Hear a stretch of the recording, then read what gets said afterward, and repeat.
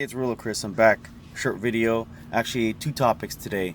I made a video a while back about oils that I use all the time that I recommend, the VR1 race oil, but I forgot to mention the oil filter, and that's a major issue as well.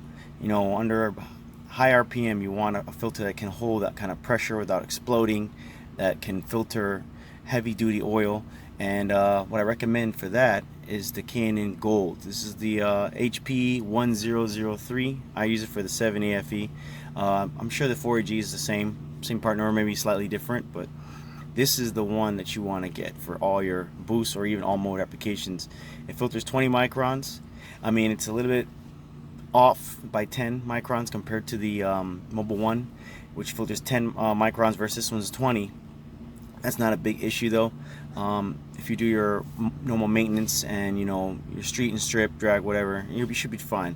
But this is a really great filter because it's designed around racing, and actually inside it's a cellulose filter inside, so it's really good. And also it can take how would you say, a lot of high pressure. I mean, I put on 150 psi. I've seen through my pressure system on high RPM, and has not blown off like some other cheap ones that just will come off in your car and you're like, oh my gosh.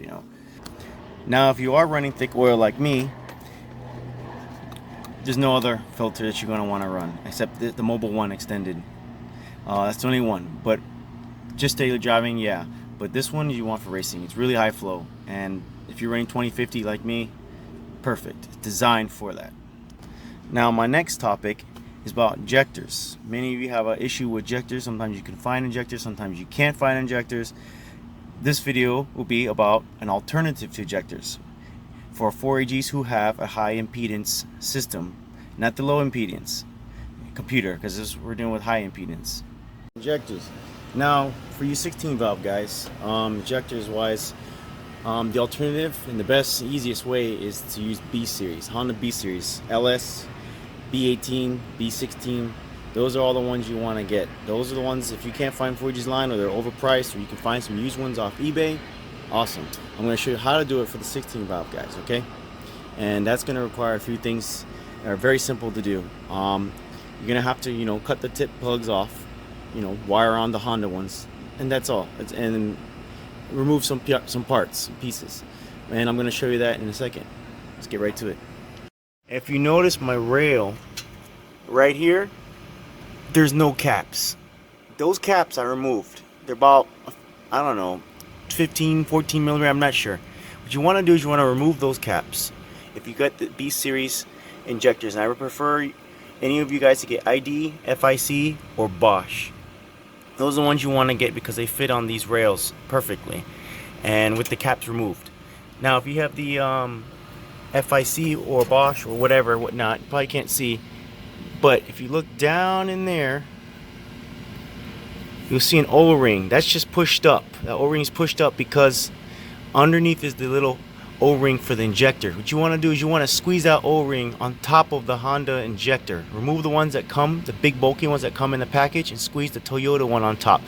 It's a tight little squeeze, but it's a sealed squeeze, so you don't have to worry about that. And that's for 1000cc injectors, no problem, fits in. Now if you're running 2200 cc's like me, you're gonna need this top hat right here.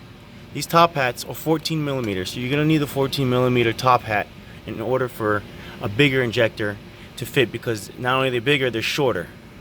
And that's how you guys get the Honda B series on a Toyota as an alternative. So hope you guys out there hunt around. You see a lot of used Honda parts out there.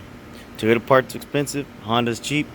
Some may agree, some may disagree, but go out there and get some Honda injectors, FIC, ID, Bosch.